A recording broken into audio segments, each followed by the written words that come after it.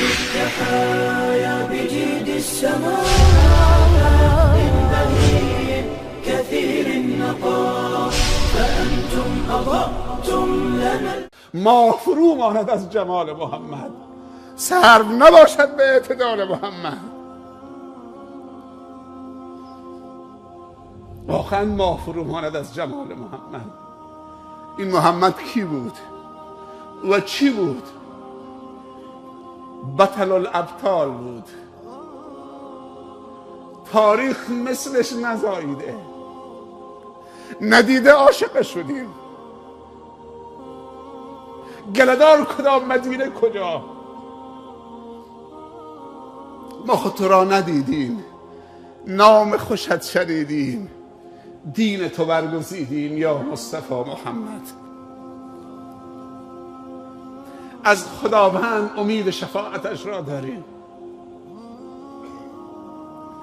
شاید همین محبت ما دستگیری باشد که روز قیامت دستمان را بگیرد. انا لها انا لها یا رب امتی امتی.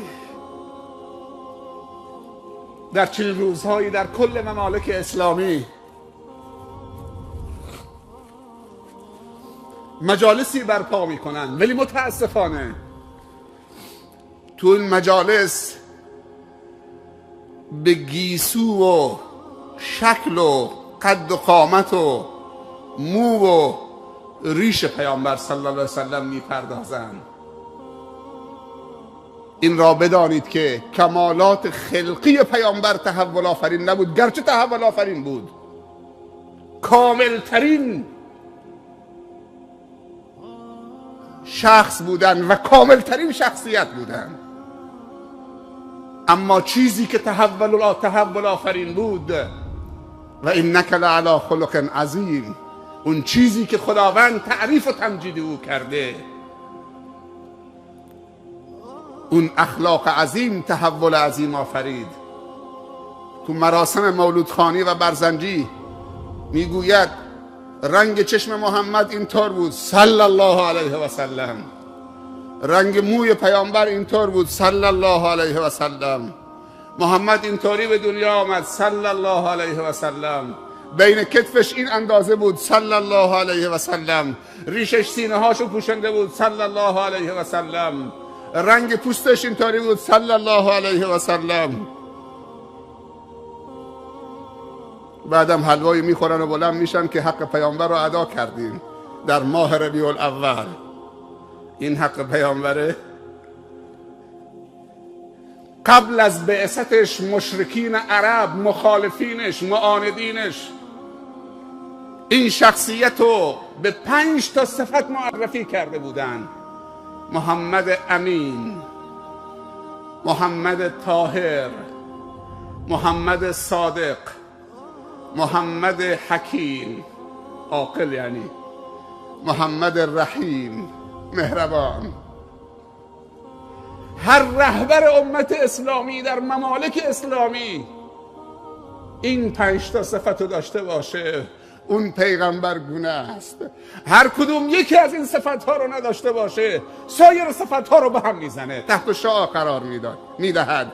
نباید یکی از این صفت ها از مصلح و بزرگ و مرشد و حتی عامه مسلمین، اما این صفات اگر در بزرگان و سیاستمداران و فرماندهان سیاسی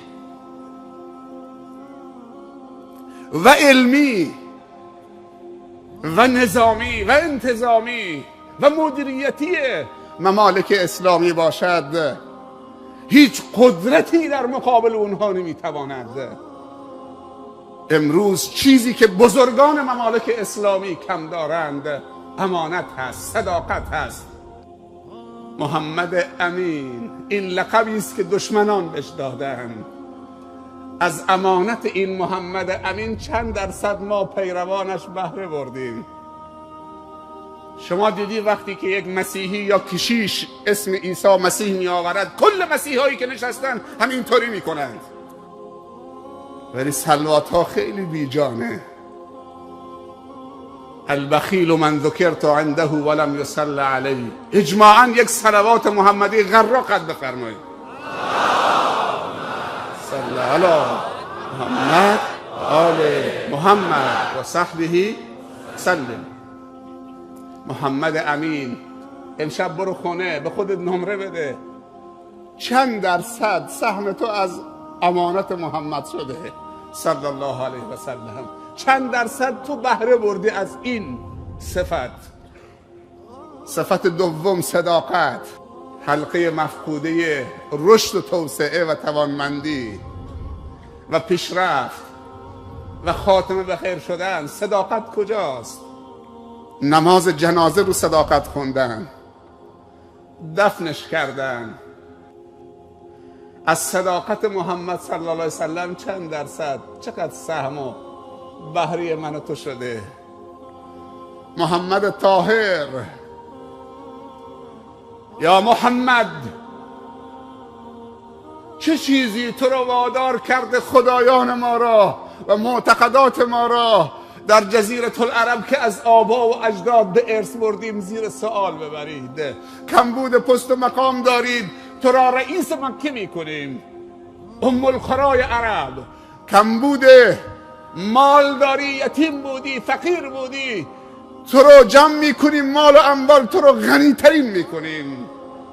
کمبود شهوت دارید، زن دارید، زیباترین و جذابترین و جوانترین و کم سن و سالترین دختران عرب را به تو میدهیم، دست از این کار بکش.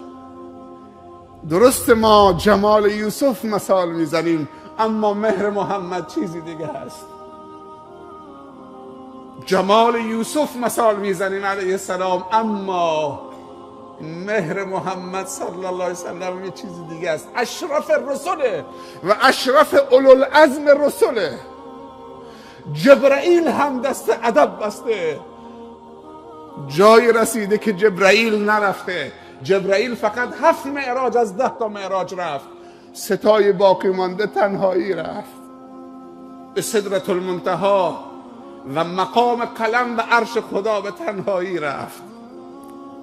با اون همه جمالی که داشت، جوانی که داشت، نه لب به شراب زد، نه اعتنایی به دخترای زیبای مکه کرد.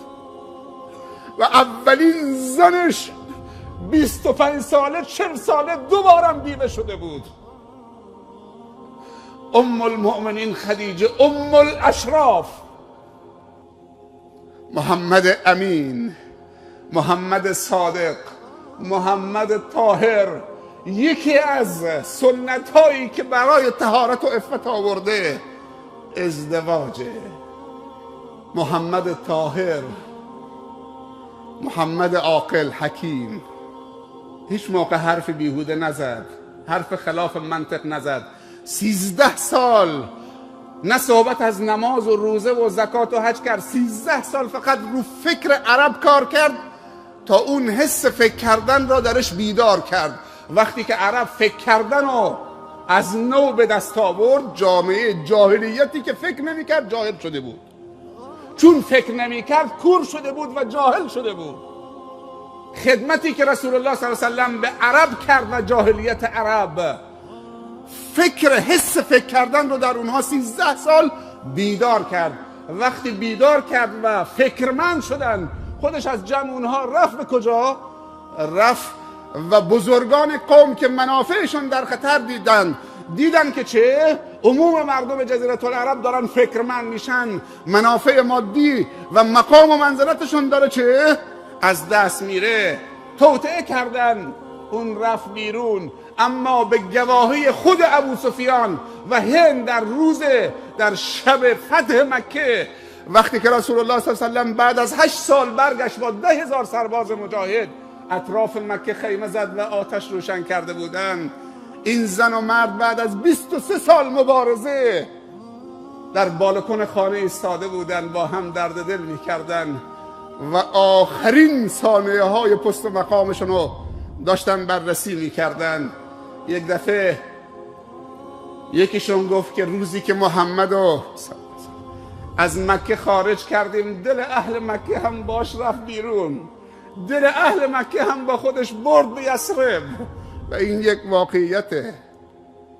و دومی گفت که مرد، من میبینم که محمد از روی دیوار نمیاد، محمد از کانال دل وارد میشه، دل رو تسخیر میکنه.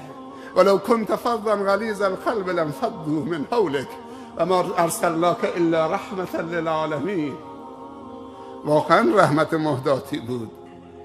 وقتی که مردم فکرمند کرد، خودش رفت بیرون، دنبالش راه افتادن، دویدن، دوباره باش برگشتن. 10,000 نفر ظرف 8 سال بعد از هجرت برگشتن و مکه تسلیم شد.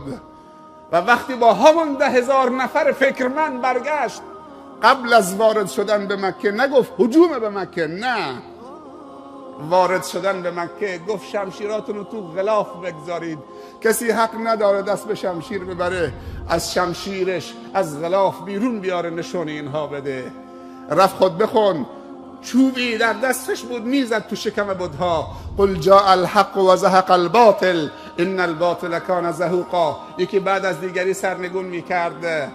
همه جمع شده بودن زیر 2 قدمش، همشون. بعد یک جمله تاریخی به اونها گفت: یا معشر قریش ما تظنون انی فاعل بكم؟ قالوا اخ کریم و ابن اخ کریم قال اذهبوا فانتم الطلقاء. ای معشر قریش، گمان شما درباره من چیه؟ 23 سال مبارزه کردید، گمان شما درباره من چیه؟ 21 سال. گفتن برادر بزرگوار و باگذشت و سخاوتمند و کریم و پسر برادر بزرگوار و سخاوتمند و کریم. گفت همه تون برید که آزادید. عفو عمومی اینطوری بر دلها حکومت کرد. محمد حکیم واقعا سیاستمدار بود، حکیم بود، دوراندیش بود. حتی نیامد ابو سفیان رو مسله بکنه، نیامد هند رو مسله بکنه. هند جگرخواری که جگر حمزه رو با خنجر سینه‌ش رو شکافت در غزوه احد و جگر حمزه رو به دندان گرفته و بعد پر کرد رو زمین. نیامد انتقام از هند بگیره، نیامد انتقام از ابو سفیان بگیره، بلکه این جمله رو چون فهمید که اینطوری باید، حتی وحشی آمد اسلامش رو اعلام کرده. فقط یک جمله به وحشی گفت دستت بده ولی نگاه تو صورتم نکن که شاید اون احساسات حمزه و خاطره حمزه یادم بیاد، اما اسلامت قبوله. این جمله رو در 3 جمله گفت کسی که پناهنده بشه به مسجد الحرام در امانه، کسی که بره تو خونه درو ببنده در امانه، کسی که پناهنده بشه به خانه به ابو سفیان اونم در امانه. دید که اون بزرگ سیاستمدار بود. رسول الله صلی الله علیه و سلم اینطوری اونو ضربه فنی کرد، وگرنه کشتن ابو سفیان مثل آب خوردن بود، کشتن هند مثل آب خوردن بود. ولی این کارو نکرد. ولی امروزه امت اسلامی با دوستش چه کارا که نمی کنه، با موافقش تا چه برسه با مخالفش.